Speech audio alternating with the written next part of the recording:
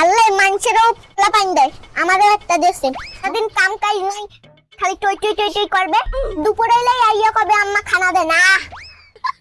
আজকে তুই বাসায় তোরে ভাত খাওয়া মইস।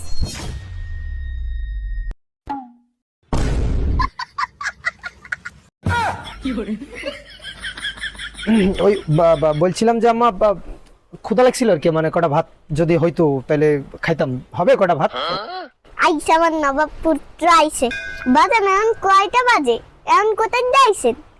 ওই আম্মা আমার ওই একটা মিটিং ছিল তো নেতার সাথে, আমি ওই মিটিং এ ছিলাম, এই কারণে আমি আসতে পারি নাই, আমার একটু লেট হয়ে গেছে। বাপটা যেরকম বলে সেম বাপের মতো।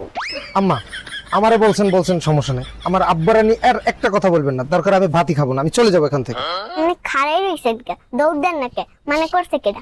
সেটা নাহলে চলে গেলাম, সমস্যা নেই, আগে কটা খাইতে দেন, অনেক প্রেশার গেছে। মানে কোন গুণাদার লাশ সাহেব কি এমন কাম কইরা আইছেন আমার একটু কম তো? আমার ওই একটা মিটিং ছিল তো নেতার সাথে, আমি ওই মিটিং এ ছিলাম, এই কারণে আমি আসতে পারি নাই, আমার একটু লেট হয়ে গেছে।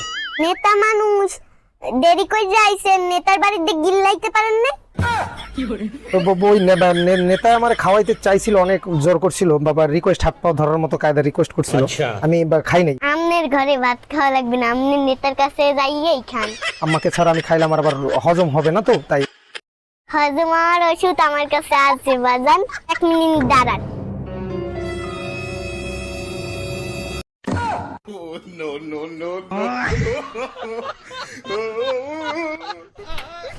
ও নেতা বাজান, দৌড়ান কেন? ভাত খাইয়া যান।